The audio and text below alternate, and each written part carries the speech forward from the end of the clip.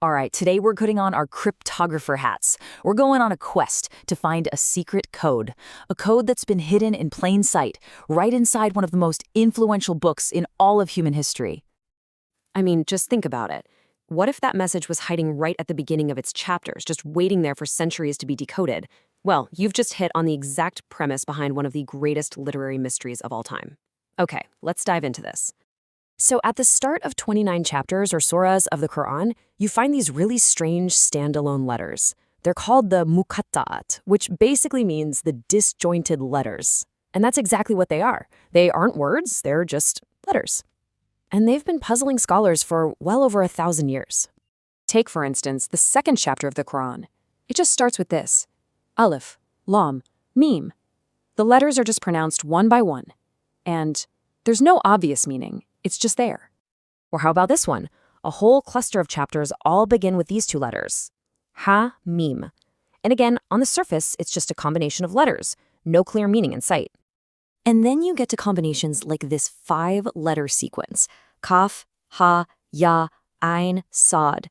The complexity here just makes the whole thing even more mysterious. So what are they? Are they just random scribbles? Are they some kind of divine initials? Or is it something else entirely? For centuries, the general agreement was pretty simple. Their meaning was known only to God. But with modern tools, researchers started looking at the data in a whole new way. And what they found was that these letters weren't random at all, not even close. They had patterns, and these were the very first clues to cracking the code. Okay, so here's the first huge clue. The Arabic alphabet has 28 letters, but these mysterious combinations, they only ever use a specific set of 14 of them, exactly half. Now that is not random, that is a deliberate choice. This is our first major sign that we're dealing with a cipher. The next clue comes from the timeline. See, the chapters of the Quran aren't arranged in the order they were revealed. So by tracking the historical order, scholars could figure out which of these mysterious letters showed up first, which came second, third, and so on. In this timeline, well, it would turn out to be the key to the entire puzzle. So when you map these letters out chronologically, clear patterns just start to pop out. The earliest ones to show up are single letters. Then you get these incredible clusters, like 7 chapters revealed almost back to back that all start with Ha Mim. It's almost like the letters are acting as a kind of classification system, grouping chapters together. But a classification for what? What do these groups even mean? The next huge breakthrough came when people started looking not just at the letters themselves, but at the very first verse that comes immediately after them. And what's just remarkable here is how consistent it is. Whenever a chapter starts with Alif, Lam, Mim, the very next verse is almost always about the book itself.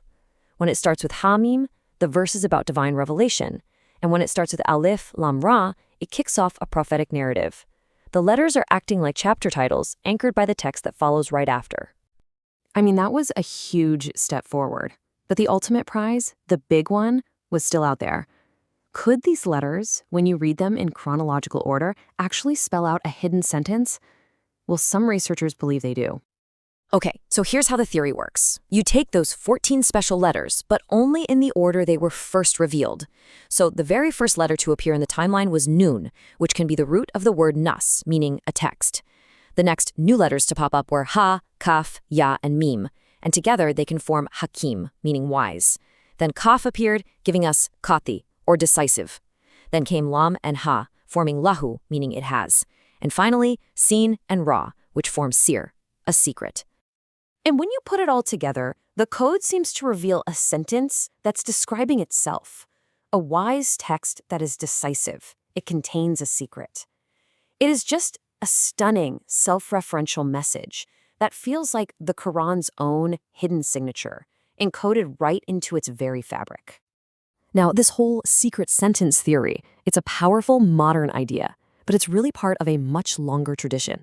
The quest to figure out what these letters mean has sparked just incredible creativity for centuries, and that's led to some other really fascinating interpretations. One theory, for example, is that the letters are acronyms for God's divine attributes.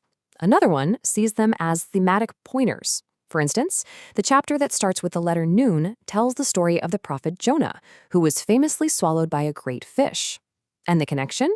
Well, an ancient Semitic word for fish was Nun.